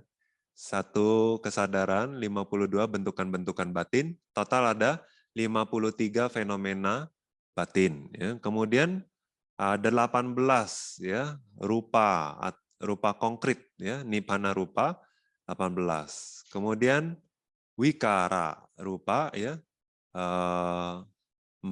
Jadi total ada berapa? 53 tambah 18 berapa? 71. Kemudian tambah 4 ya, 75. Nah, karena ini terjadi secara internal dan eksternal, jadi 75 kali 2. Kemudian dijelaskan di dalam Abhidhamma ya, kalau yang udah belajar di bagian Samucaya di bab ke-7 ya. Nah, itu ada 10 ya kotoran batin. Apa kotoran batin kita ya? 10 kilesa, lobha, dosa, moha ya, keserakahan, kebencian, kebodohan batin, mana ya, yaitu membeda-bedakan atau kesombongan kadang diterjemahin ya. Kemudian diti, pandangan salah ya. Loba, dosa, moha, mana, diti. Wicikica ya, keraguan-raguan. Kemudian tina, kemalasan. Udhaca, kegelisahan. Kemudian ahirika ya, ketidakmaluan ya, tidak malu berbuat salah ya. Kemudian anotapa, tidak takut berbuat salah ya. 10 kotoran batin ini jadi 75 kali 10 1.500. Nah, intinya adalah sebetulnya kalau kotoran batin 10 ini sudah lenyap ya, ya ambil objek apapun, kotoran batin ini nggak akan muncul. Jadi sama aja menyingkirkan 1.500 kilesa. Ya. Jadi setiap arahat sebetulnya menyingkirkan 1.500 kilesa. Ya. Internal, eksternal, mau objek apapun, mau fenomena batin, mau fenomena materi, ya semuanya tidak akan muncul kilesa lagi kalau sudah jadi arahat. Ya. Tapi untuk Buddha, ya, kecenderungannya juga hilang ya, kecenderungan di dalam samsara atau kebiasaan di dalam samsara juga ikut disingkirkan ya. Nah, tapi waktu Buddha mencapai tingkat-tingkat kesucian juga harus melewati ya 7 langkah pemurnian sama ya. Juga Buddha mencapai Sotapanna dulu, Sakadagami dulu, Anagami dulu. Hanya pada saat mencapai arahat saja beliau disebut sebagai Buddha ya. Sama Sambuddha khususnya ya. Yang kedua, apakah proses 7 langkah pemurnian ini hanya berlaku pada pugala tertentukah seperti Nya Pugala? Di satu sisi, pada Uga Hati Tanyu, pugala seperti Bante Sariputta. Hanya beberapa detik saja. Oke ya. Nah, 7 langkah pemurnian ini semuanya lewat ya. Semua harus dilalui ya. Nah, tapi mungkin ada yang cepat sekali, ya, ada yang harus latih semuanya dengan detail, baru bisa mencapai kesucian, ya, tahap pencerahan. Nah, misalnya kalau untuk Bante Sariputta itu cepat sekali prosesnya, ya. Nah, hanya dengan mendengar dhamma aja, nah tapi proses itu terjadi dengan cepat, ya. Ya, waktu itu punya sila, kemudian samadinya ada, ketenangan batinnya ada, ya. Kemudian melihat dhamma, wipasana juga menurunkan sebagai anicca dukkha anatta. Nah, itu karena parami mereka ya, udah ngumpulin parami khususnya kalau Bante Sariputta ya. 1 asangkhya dan 100.000 kapa ya, begitu lama ya sudah. Juga kalau bertemu dengan ajaran Buddha, mereka berlatih wipasana dan samatha, samatha wipasana ya. Jadi karena kebiasaan di dalam samsara itu ya, karena kekuatan pareminya itu dan di kehidupan ini sudah matang, prosesnya cepat sekali untuk mereka ya. Nah, tapi bagi mereka yang jauh ya, jauh dalam arti mungkin di kehidupan yang kelima atau kehidupan yang ke-100 kita pernah latih samatha ya. Jadi di kehidupan yang sekarang latih samatha pun juga cukup merepotkan ya. Apalagi berlatih wipasana. Ya, jadi kadang khususnya untuk orang zaman sekarang ya dijelaskan bahwa hanya ada Nya Pugala aja. Nah, untuk Nya Pugala ini adalah makhluk-makhluk yang harus dibimbing setahap demi setahap ya. Jadi semuanya harus dilatih dengan detail baru bisa mencapai katanya ya. Nah, tapi di momen misalnya Patipadanyana Wisudi ya. Ya ada orang yang punya parami mungkin cepat ya. Jadi bahkan tahap-tahap wipasana nyananya itu bisa cepat terjadi ya. Nah, tapi ada yang memang harus berlatih setahap demi setahap, misalnya samasana nyana, kemudian udayabaya nyana, bhanga nyana, setahap demi setahap begitu baru bisa mencapai kesucian. Tapi ada juga yang latih sama sana nyana. Meskipun ya dia sedang berlatih sama sana nyana, tapi sebetulnya nyananya itu sudah bisa di Udayabaya, di Bangga dan lain sebagainya ya. Nah, jadi ada orang di zaman sekarang itu yang tergantung paraminya, ada yang cepat ya, tapi semua prosesnya harus dilalui maksudnya ya, sila, samadhi, panya ya. Nah, jadi semua harus melalui 7 langkah pemurnian. Sadu, sadu, sadu. Baik, selanjutnya kita ke pertanyaan keempat dari Ibu Venska. Wandami Bante, sering ketika saya berlatih Buddha Nusati, sambil merenungkan salah satu kualitas dari Buddha dan membayangkan gambar Buddha, tidak lama kemudian cahaya kebijaksanaan itu cepat muncul, dan saya merasa cahaya itu lebih jauh lebih terang benderang, sehingga membuat pitik muncul terus-menerus. Pernah beberapa menit cahaya itu menjadi stabil, sampai pernah akhirnya terbablas. Saya tidak jadi melatih objek meditasi utama yang dilatih. Belum pernah sebelumnya terjadi ketika saya melatih anapana, asubha, ataupun kasina. Mohon petunjuknya Bante Anumodami. Ya, jadi kalau Venska suka ya berlatih Buddha Nusati, bisa lanjutkan ya. Cuma jangan bablas ya, jangan terlarut dalam kondisi cahaya tersebut ya, karena objek Buddha Nusati ya. Kenapa muncul cahaya tersebut? Objeknya karena Anda bisa memegang objeknya dengan baik. Nah, objeknya apa? Kualitas Buddha ya, satu kualitas Buddha. Nah, jadi kalau misalnya cahayanya juga kuat ya, Anda suka meditasi Buddha Nusati, Anda lanjutkan aja ya. Jadi meditasi Buddha Nusati ini seharusnya menjadi objek meditasi utama Anda ya, kalau Anda suka.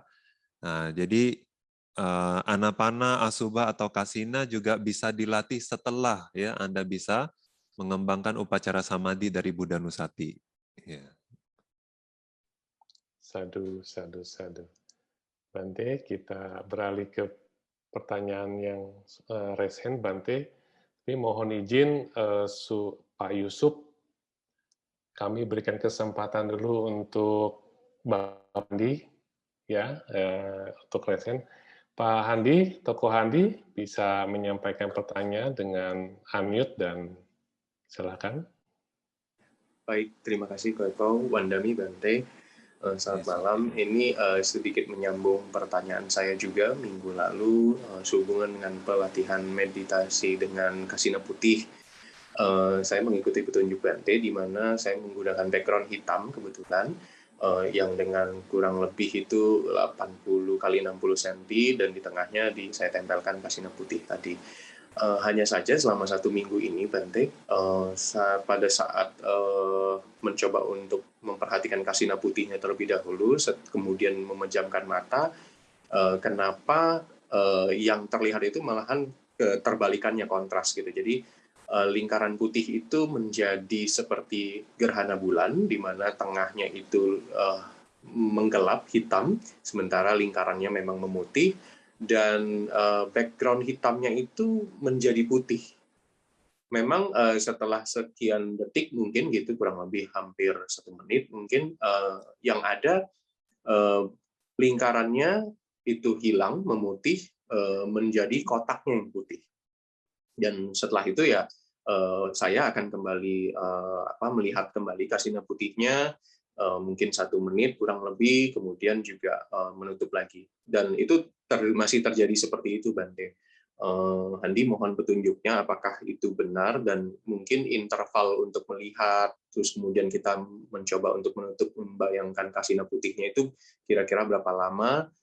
Dan oh ya, mengenai jarak juga, Handi juga masih agak sedikit bingung sih. Maksudnya kalau 1 meter sempat Handi coba, mungkin merasa agak terlalu jauh dan jadinya agak melebar gitu ya. Maksudnya dinding sisanya pun kan memang putih. Kemudian kalau dekat, kebetulan dekat itu mungkin kurang lebih 40-50 cm pernah saya coba, itu merasa lebih fokus ke lingkarannya sih gitu sebenarnya. Seperti itu, Bante. petunjuknya. Jadi kalau menurut Bante mungkin kelamaan lihatnya ya. Jadi lihat dengan matanya kelamaan, jadi malah kebalik ya. Kotaknya warna hitam, lingkarannya jadi kotaknya jadi putih, lingkarannya jadi hitam ya. Nah jadi coba misalnya Hadi kalau meditasi sebelum tutup mata itu lihatnya 1 menit, nah berarti kurangin ya, coba dikurangin. Misalnya 40 detik, 30 detik ya, lihat, tapi jangan terlalu lama. Mungkin karena terlalu lama jadinya malah kebalik ya. Nah juga waktu kita memejamkan mata itu harus ada usaha juga ya. Jadi usaha untuk memvisualisasikan apa yang terlihat tadi. Ya, biasanya kalau itu jadi berbalik seperti itu, Bante susah ngomong, mungkin itu secara saintifik bisa ya. Jadi karena cahaya atau Bante kurang tahu itu fenomenanya apa yang terjadi ya. Jadi berbalik ya. Ya kadang-kadang kalau kita melihat sesuatu yang lama juga ya, khususnya kalau monokrom ya, yang hitam putih, itu biasanya bisa terjadi seperti itu ya. Nah ini mungkin ada sesuatu proses di situ, kita nggak tahu secara saintifiknya apa yang terjadi. Nah tapi biasanya karena kelamaan lihat ya. Ya, jadi waktu kita tutup mata itu, kalau yang halusinasi visualisasi seperti ini biasanya akan terjadi secara otomatis ya. Bukan seperti kita memvisualisasikan ya. Nah, jadi kita tutup mata aja objeknya udah ada gitu ya. Nah, yang seperti itu. Tapi bukan seperti itu yang Bante mau. Bukan seperti itu yang seharusnya kita lakukan waktu meditasi Kasina Putih. Kita harus agak ingat juga ya, harus ada usaha untuk mengingat juga ya. Nah, yang mana sebetulnya antara prosesnya itu objeknya muncul secara alami dan tidak alami. Jadi sedikit banyak juga harus ada usaha untuk mengingat bahwa itu adalah putih gitu ya. Jadi bukan hanya sekedar tutup mata, biarin objeknya muncul sendiri, bukan seperti itu juga ya. Nah, tapi kalau kita tutup mata saja tanpa memvisualisasi, tanpa mengingat lagi apa yang tadi kita lihat dengan mata, biasanya justru ya yang terekam tadi yang muncul ya. Nah, atau coba kurangin penerangannya di ruangan. Ya. Jadi kurangin penerangannya, cuma sekedar bahwa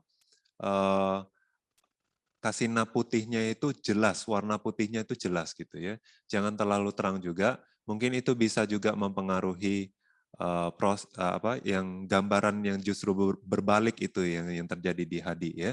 Jadi coba waktunya dikurangin untuk melihat, jangan terlalu lama. Juga penerangannya juga jangan terlalu terang ya. Nah, terus waktu mengeluarkan objek di pikiran juga harus ada usaha untuk memvisualisasikan apa yang tadi dilihat dengan mata. Ya.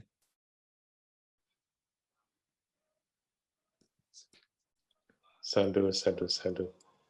Bante, masih ada 4 pertanyaan dari kelas sebelumnya, Bante, dan 1 yang resen. Boleh dilanjutkan, Bante? Ya. Silakan co-host boleh ditayangkan pertanyaan kelima. Itu dari Bapak Henry Bintang. Wandami Bante, saya meditasi Anapanasati sambil bergumam, bersatu dengan alam, dan saya menemukan kejanggalan bahwa indera dan suara batin saya bisa menimbulkan bencana alam. Bagaimana cara mengatasinya? Anumodami Bante. Ya, cara mengatasinya jangan Pak, nanti kita kacau semua ya, kita semua menderita. Ya, bukan seperti itu latihan Anapanasati Pak ya. Jadi jangan sambil bersatu dengan alam bukan ya. Tapi kita harus mengamati apa yang terjadi dengan nafas di depan lubang hidung ini ya. Jadi kalau sedang nafas masuk ya, kita hanya ketahui saja sebagai nafas masuk ya, atau sedang masuk ya. Kemudian kalau keluar kita hanya renung mengamati sebagai nafas keluar. Gitu aja Pak ya, masuk keluar. Nah, itu baru namanya meditasi ya atau kesadaran terhadap nafas masuk dan nafas keluar ya. Jadi jangan sambil bergumam bersatu dengan alam itu jangan ya. Nah, juga kalau memang ya misalnya batinnya bisa ya jadi apa yang dipikirkan batinnya itu bisa tercapai, Pak. Lebih baik mencapai kesucian itu lebih baik ya, Pak ya.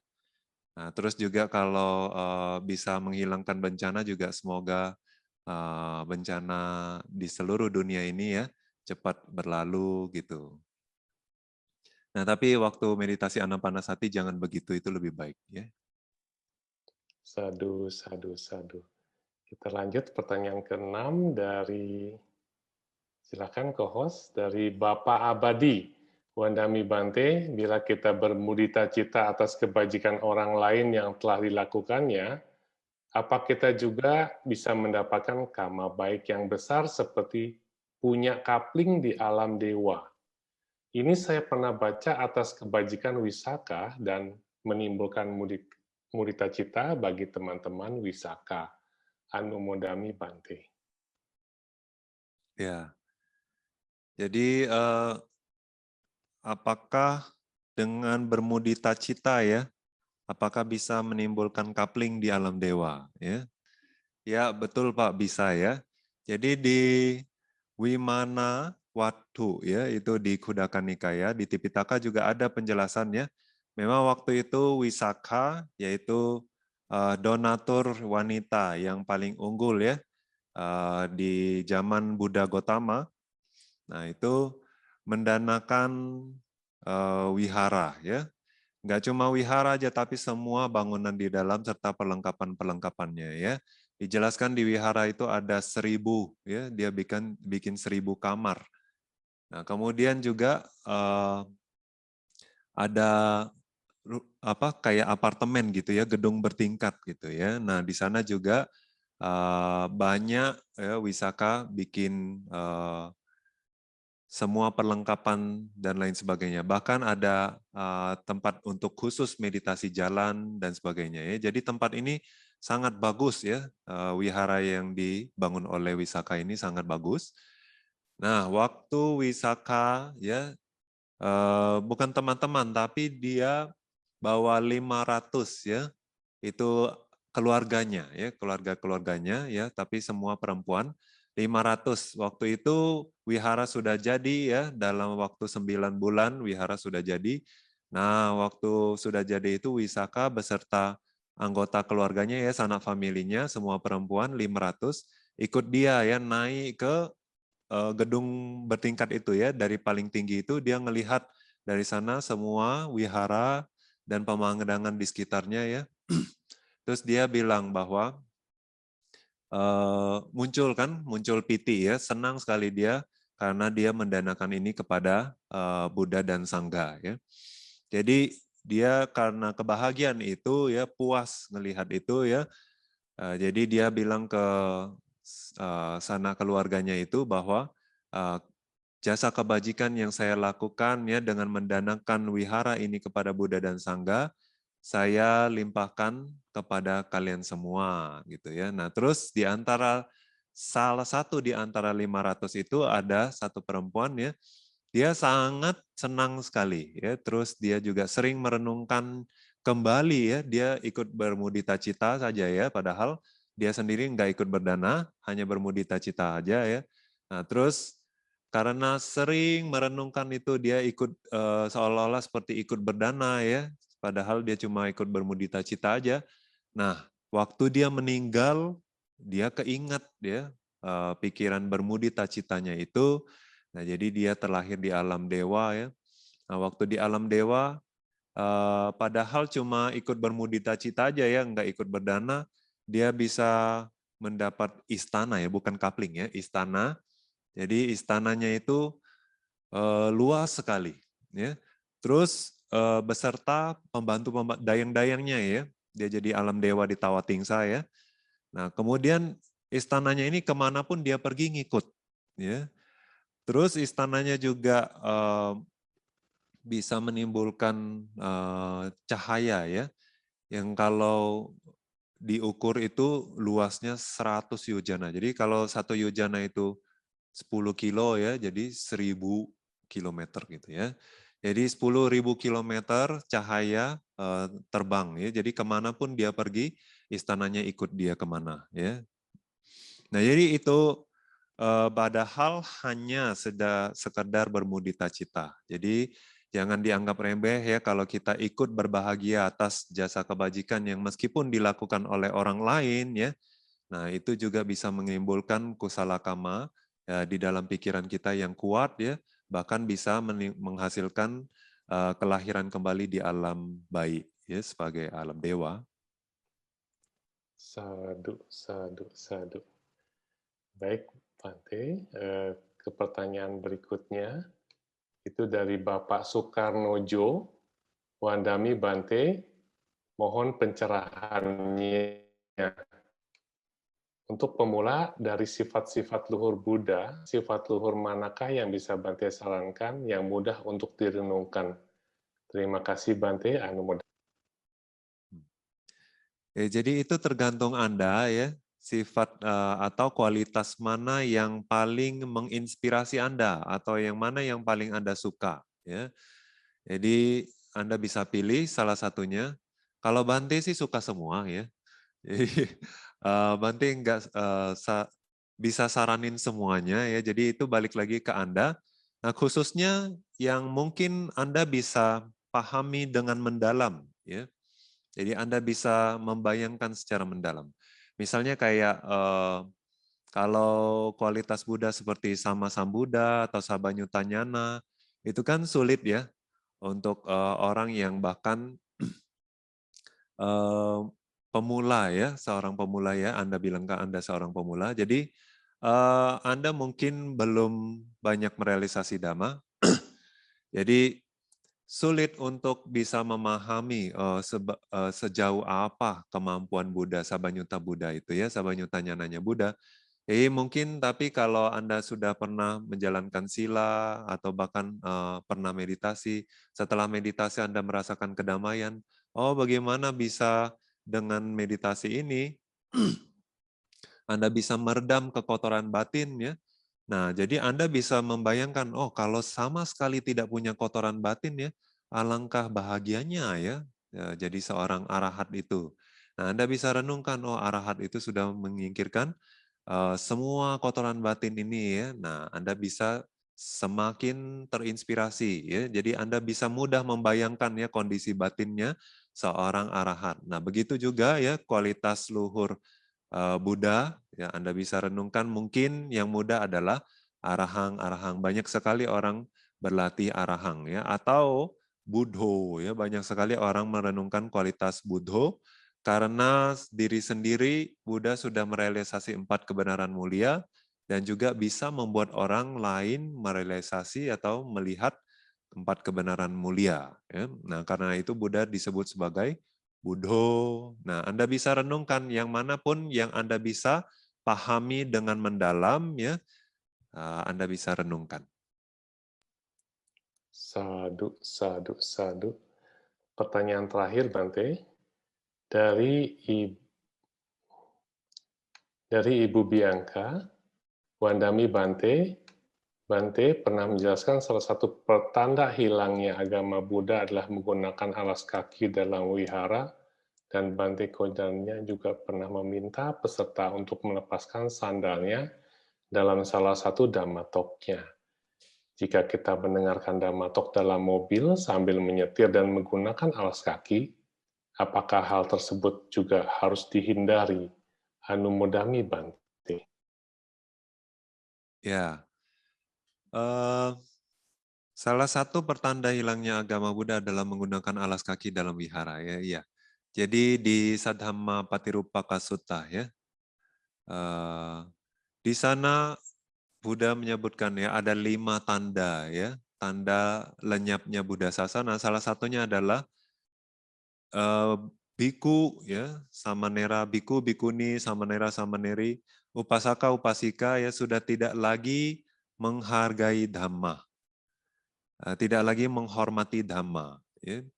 Nah, itu dijelaskan apa tidak menghormati Dhamma, ya, tidak menghargai Dhamma itu seperti apa contohnya ya. Nah, salah satunya adalah menggunakan alas kaki dalam wihara atau pada saat mendengarkan Dhamma, ya, itu menggunakan alas kaki. Nah, itu kenapa ya? Sebetulnya kalau secara etika, ya, itu di zaman Buddha, ya, alas kaki itu adalah bahkan simbol ya sebagai orang berada ya dari kasta tinggi, derajatnya tinggi. Jadi biasanya orang pada umumnya zaman itu nggak pakai sendal ya, nggak pakai alas kaki. Nah tapi kalau kita bandingkan dengan zaman sekarang kan, semua orang kan pakai alas kaki ya. Justru kalau nggak pakai alas kaki itu malah aneh ya. Jadi setidaknya bahkan orang miskin pun juga pakai alas kaki ya. Bahkan kalau kita lihat beberapa pengemis pun pakai alas kaki.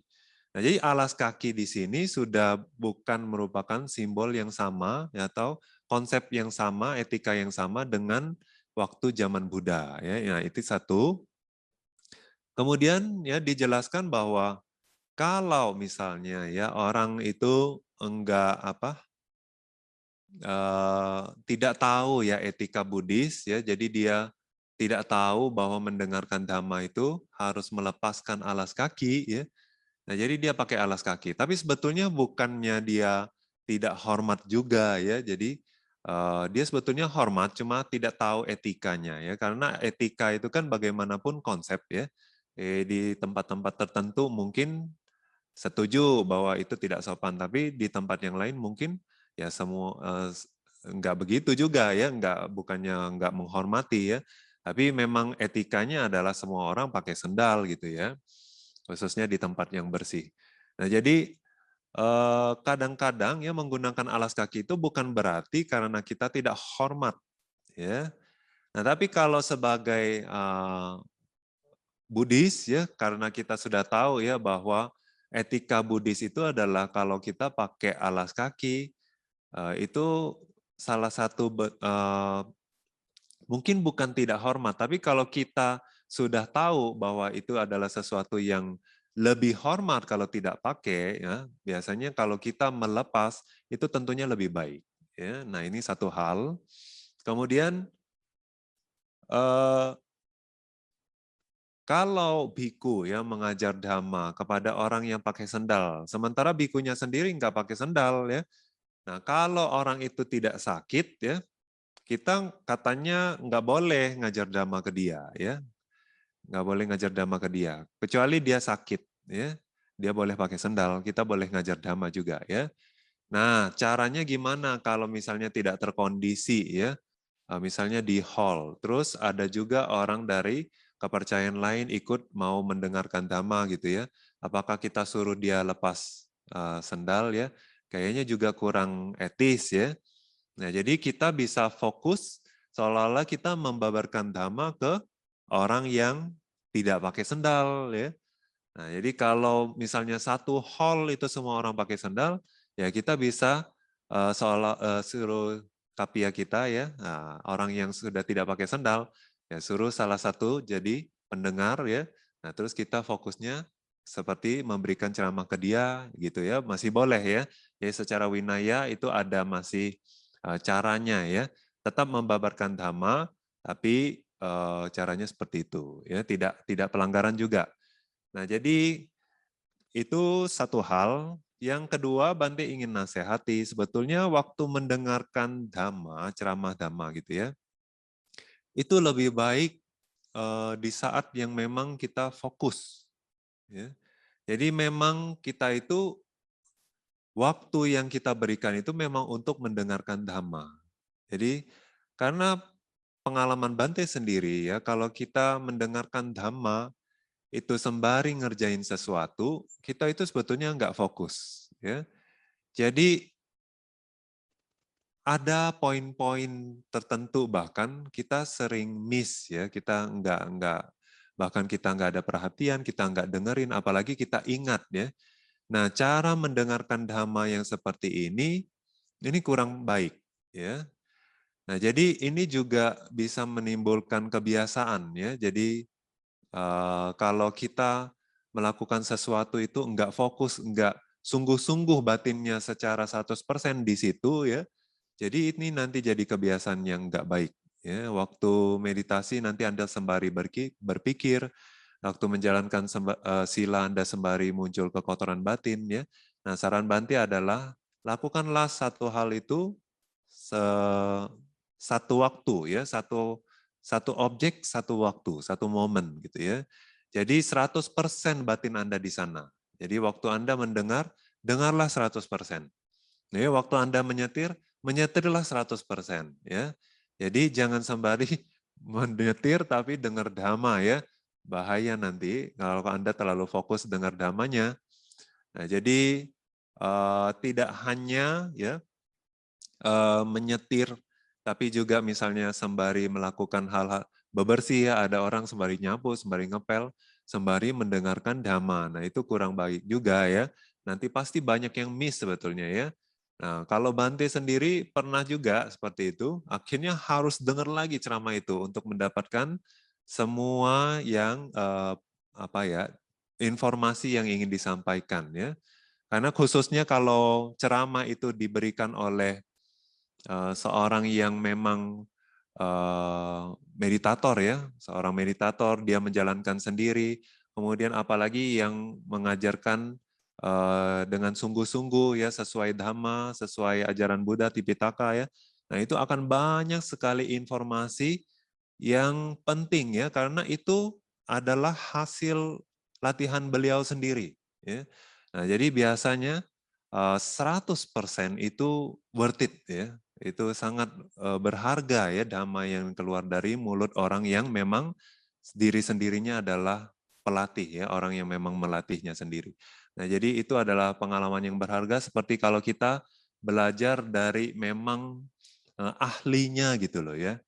Jadi seorang yang memang mempraktekkan latihan itu tentunya akan berbeda sama orang yang cuma tahu teorinya saja gitu, ya. Nah, itu seperti kalau kita belajar sama profesor atau belajar sama S1 gitu, ya. Guru, sama-sama guru, tapi karena pengalamannya berbeda, ya, maka hal-hal yang bisa kita pelajari, ya, meskipun topiknya sama, ya, itu akan berbeda, akan jauh sangat berharga dan bernilai, ya. Jadi 100% waktu yang kita berikan itu akan mendapatkan manfaat 100%, ya. Nah, jadi waktu menyetir menggunakan alas kaki atau sembari mendengarkan dhamma, ya, itu juga tergantung prioritas Anda, ya. Kalau Anda sangat menghargai dhamma, Anda tidak akan menggunakan alas kaki karena Anda sudah tahu etikanya, ya. Jadi kalau Anda mendengarkan dhamma sembari melepas alas kaki, tentu itu berbeda. Kama baik yang Anda kumpulkan akan jauh lebih mendalam, lebih kuat, ya, karena Anda lakukan dengan penuh penghormatan, ya. Sebagaimana bodhisatta setiap kali mengumpulkan kebajikan itu selalu sungguh-sungguh, ya, dengan penuh penghormatan. Itu sakacang bhawana. Jadi kalau Anda mengumpulkan kebajikan selalu, ya, dengan penuh penghormatan, sungguh-sungguh, ya, maka kualitasnya pun akan jadi superior, ya. Nah, itu baik untuk Anda. Ya. Sadu, sadu, sadu. Baik. Selanjutnya, Bante, kita berikan kesempatan untuk peserta kita yang begitu kesabarannya tinggi, Bante. Pak Yusuf. Ya, Pak Yusuf, terima kasih sudah memberikan kesempatan kepada teman Akalemita sebelumnya, ya. Silakan Pak Yusuf untuk di-unmute dan menyampaikan pertanyaan atau sharingnya. Silakan Pak Yusuf. Wandami Bante, suara saya sudah terdengar? Ya, terdengar. Kasina kuning saya sudah berhasil dengan baik. Terima kasih atas arahan Bante. Sekarang saya sudah di kasina merah. Tapi permasalahannya sama lagi Bante. Bahkan lebih unik nih. Karena saat saya berlatih kasina merah, Kadang dia kembali ke kasina kuning, kadang dia kembali ke kasina putih. Mohon bimbingannya nih Bante. Terima kasih. Ya, jadi kasina merahnya ambil objeknya apa, Pak Yusuf? Ini saya sedikit bercerita tentang pengalaman di kasina kuning. Jadi kan saya dapat arahan dari Bante Alwakamsa dan juga Bante Nanitamsa. Dua arahan ini masing-masing saya coba. Maaf, mungkin karena parani saya tidak sampai di sana, hasilnya kurang memuaskan. Entah kenapa, sepertinya saya ada keyakinan saya bisa menemukan nih kasina kuning. Karena pada saat anapana saya bisa berhasil mencapai jana. Lalu tiba-tiba saya tutup jendela saya, karena hordengnya adalah warna kuning dan tidak terlalu tebal. Terus saya tutup, karena saya merasa cahaya ini mengganggu. Cahaya ini yang bikin kasina putih saya itu terlalu kuat. Jadi saya tutup. Setelah saya tutup, posisi meditasi saya ubah. Jadi saya membelakangi jendela cahaya tersebut. Jadi nggak menghadap ke jendela tersebut atau ada sudut yang ke jendela tersebut. Enggak, jadi saya membelakangi. Setelah membelakangi, saya tidak bikin lingkaran kuning ya. Jadi saya ambil jubah kuning saya letakkan di punggung kursi, dan punggung kursi ini saya atur jaraknya sesuai sudut pandang saya. Jadi saya nggak pakai internal, nggak pakai 32 organ tubuh, tapi saya pakai seperti cara kita visualisasi. Ini saya letakkan sedikit dengan posisi yang pas sudut pandang saya, terus saya mulailah meditasi. Saya hanya 2 kali lihat, sebentar saja, langsung masuk. Puji Buddha, jana 1 masuk. Dan seterusnya sampai jana 4, semua lancar. Wah, saya bahagia luar biasa. Dalam setiap jana 4 dan jana 3 memang punya pengalaman spiritual yang maaf teman-teman karena winaya, jadi saya tidak bisa berbagi cerita. Tapi mudah-mudahan buat teman-teman yang melatih sampai tingkatan jana, pasti pengalaman jana 3 dan 4 pengalaman spiritual yang membuat keyakinan sadah teman-teman di meditasi akan menjadi tambah kuat dan semangat untuk belajar meditasi pencapaian ini terus bertambah.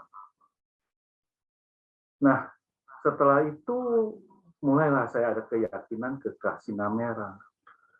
Ternyata punya masalah yang sama. Terus saya cobalah bicara seperti yang kasina kuning. Maaf, masih gagal. Jadi mohon bimbingan Bante. Iya, jadi ada yang sangat sensitif kali ya dengan warna ya, perbedaan warna. Jadi ada juga Bante pernah mengalami ya, bertemu pengalaman meditator ya. Jadi meditator ini dia latih kasina putih malah terakhir. Ya. Jadi karena waktu dia bermeditasi malah kelihatannya kuning. Jadi waktu meditasi tengkorak, ya, dia juga ngelihat tengkoraknya kuning. Nah, tapi dia nggak tahu harusnya putih gitu ya. Nah, waktu sama gurunya dia bilang ya udah, kamu sekarang latih kasina putih. Nah, kamu perhatiin warna tengkorak kamu. Terus dia bingung, loh tengkorak saya kan warnanya kuning. Nah, jadi waktu dia latih, nggak bisa dia ngambil objek tengkorak itu latih kasina putih. Ya. Nah, jadi gurunya bilang ya udah kalau gitu kamu latih kuning dulu dah.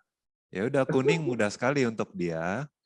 Nah, jadi waktu dia latih kuning mudah, kemudian gurunya ngajarin sekarang latih putih, karena kuning udah berhasil, mungkin putihnya bisa berhasil ya. Nah, tapi nggak bisa juga ya. Setiap kali dia latih kasina putih, Ya, kuning lagi, ya, berubah jadi kuning. Nah, jadi dia juga bingung ya, apakah konsentrasinya kurang atau enggak ya. Nah, tapi gurunya biar dia enggak sedih kali ya. Jadi diajarin ya udah jangan kalau gitu jangan latih kuning ya.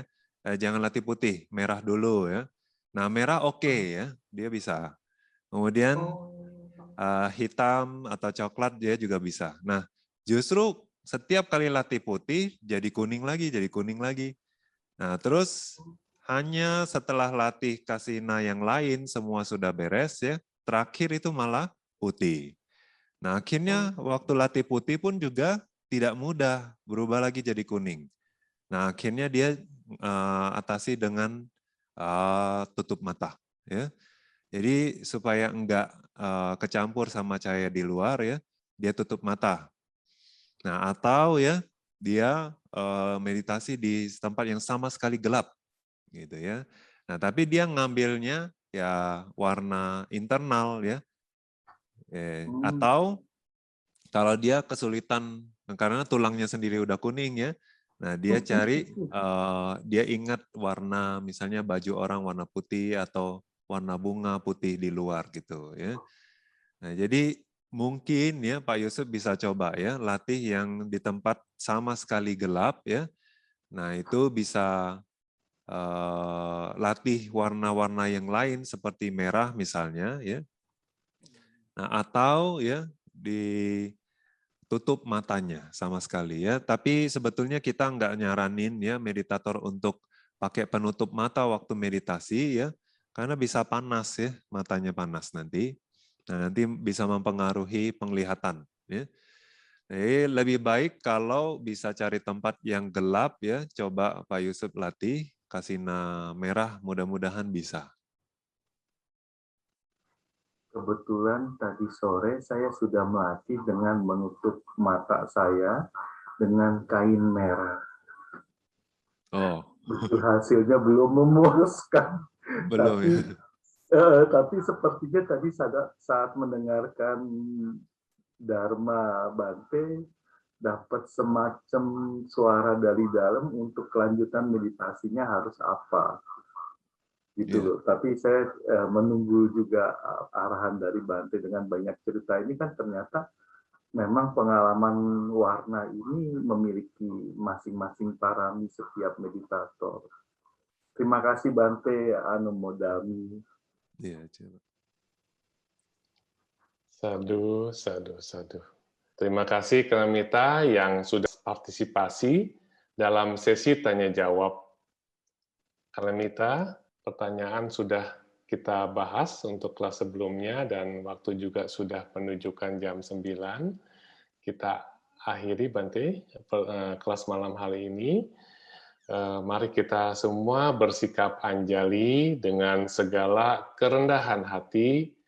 Mari kita memohon maaf kepada Bante Nyanukamsa atas kesalahan yang pernah kita lakukan, baik melalui pikiran, ucapan, dan perbuatan sebelum dan selama kelas Abhidhamma berlangsung. Mari kita bacakan bersama-sama. Okasa wandami Bante.